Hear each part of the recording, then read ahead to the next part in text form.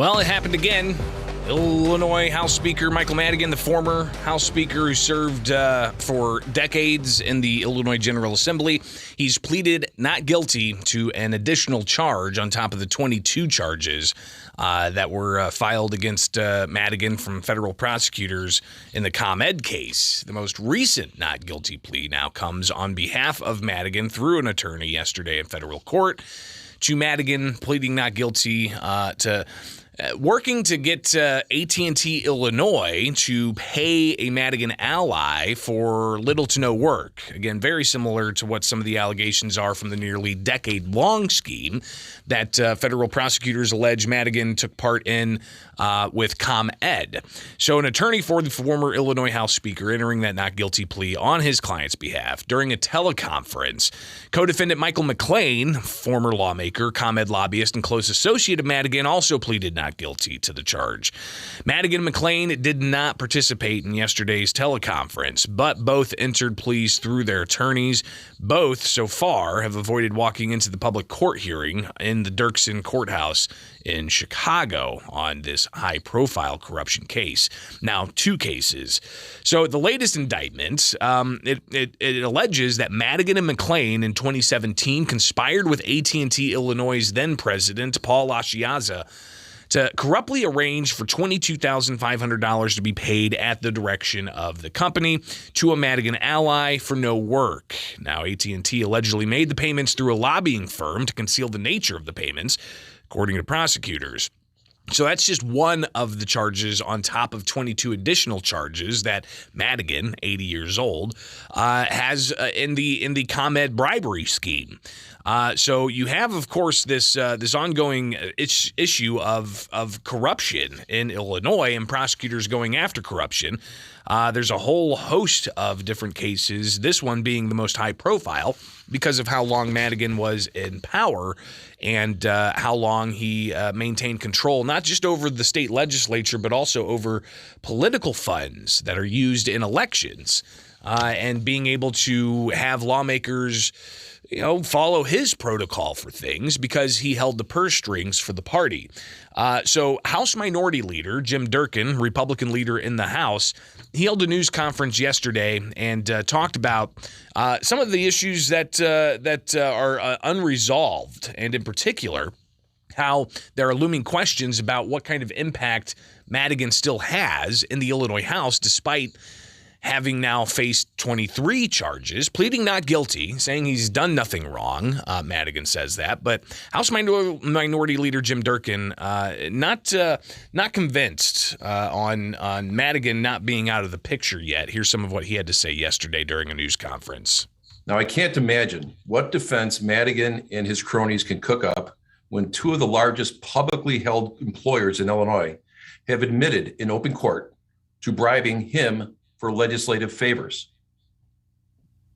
What's really fascinating is that the entire House Democrat caucus during that time, during 2 years ago, chose to bury their heads in the sand and worse, blocked any attempt to seek the truth in the Illinois House.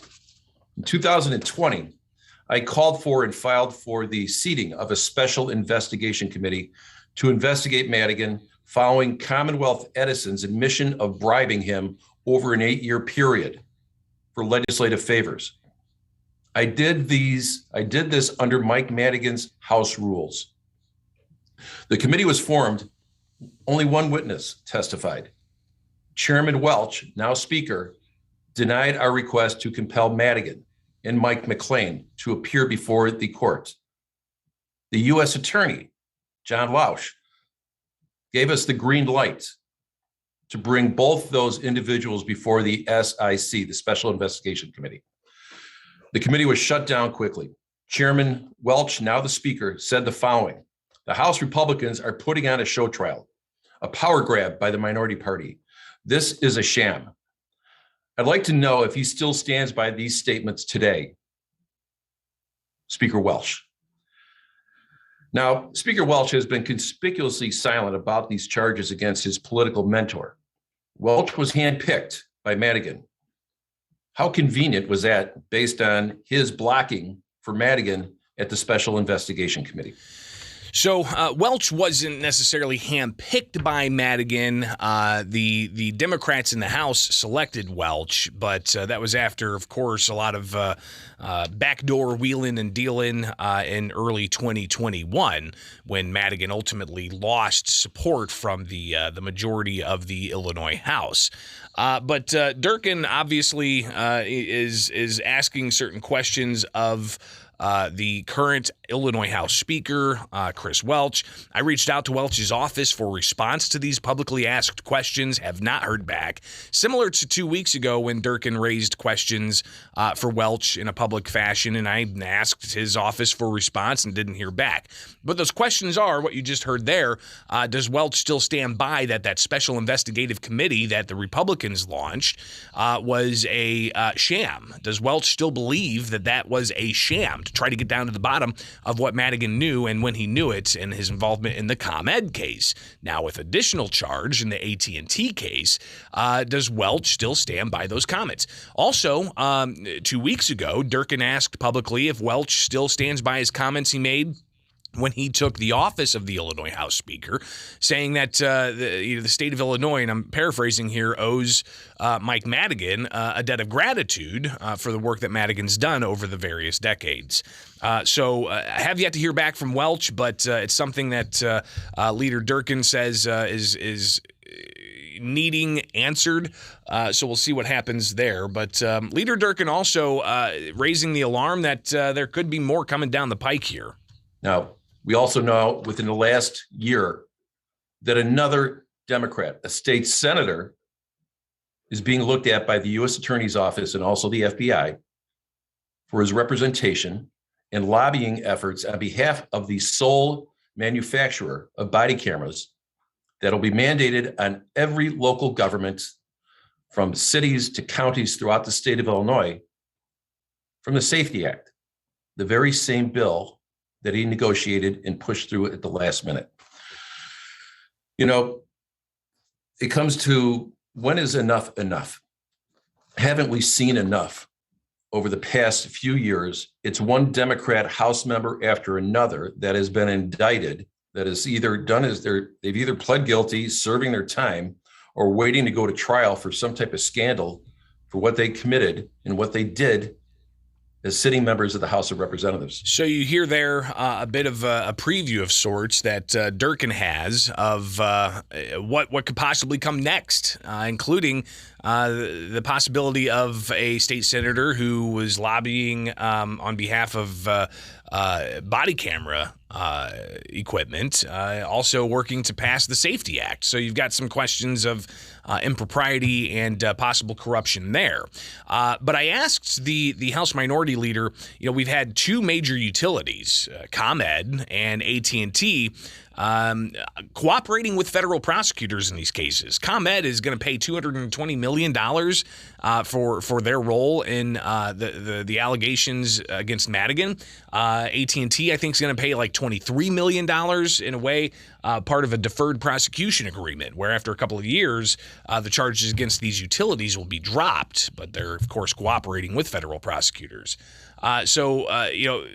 Durkin sees that there could be more things ahead and that are alarming and troubling to those who want to fight against corruption. We've now seen two major utilities involved in prosecutions against lawmakers.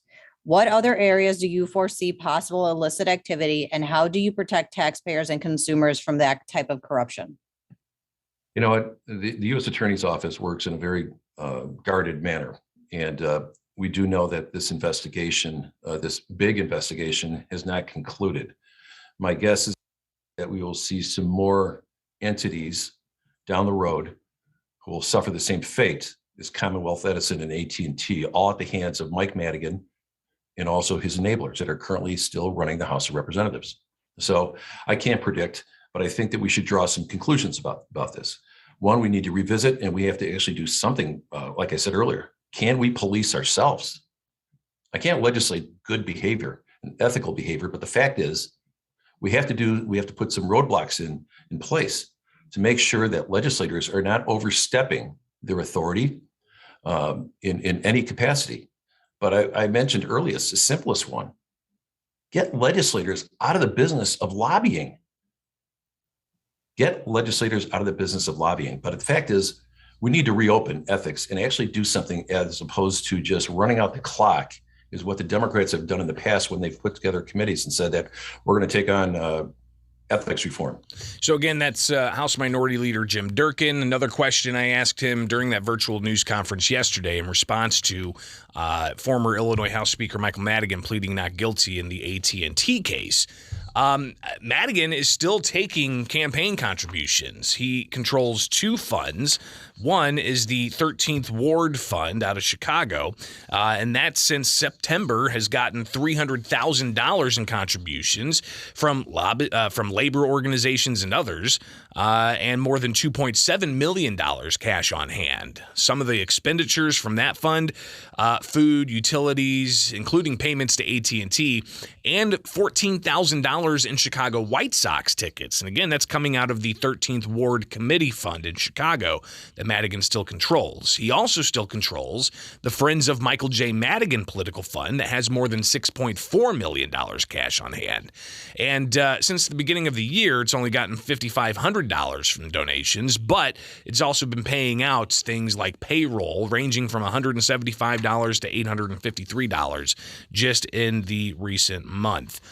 So obviously Madigan still has some political money despite the corruption charges against him. And to House Minority Leader Jim Durkin, he says that indicates to him Madigan's still wielding some power. Well, to me, it means that Mike Madigan is still in control and that he is still dictating policy and also campaigns on behalf of the Democrat Party. I can't see any other reason why anyone would be making contributions to that PAC that he is the chairman of, but also he's the chairman of the 13th Ward organization. So Mike Madigan, while he's away, he's not gone. And I feel very strongly about that. And that's why he made sure that the person that succeeded him was going to be nothing more than an extension of his policies and how he runs state government. So this is breathtaking to see more money coming into this PAC. For what reason? I can only speculate. But you would think that most people would say, enough's enough. We need to walk away from this. So, but I will just say this, that Mike Madigan will continue to dictate and call the shots in the House of Representatives like he's done for the past 2 years. And I'm sure that Speaker Welch will follow along and will be compliant as usual. Again, reached out to Speaker Welch's office yesterday, also 2 weeks ago, when similar things were said by House Minority Leader Jim Durkin, and I have yet to hear back. I will keep you posted. It is now 6:52 with Springfield's Morning News. I'm Greg Bishop. You can always follow along. Bishop on Air, Twitter, Facebook, Instagram, YouTube. Best way is to connect those, just Twitter or Facebook. And you can also email bishoponair@gmail.com.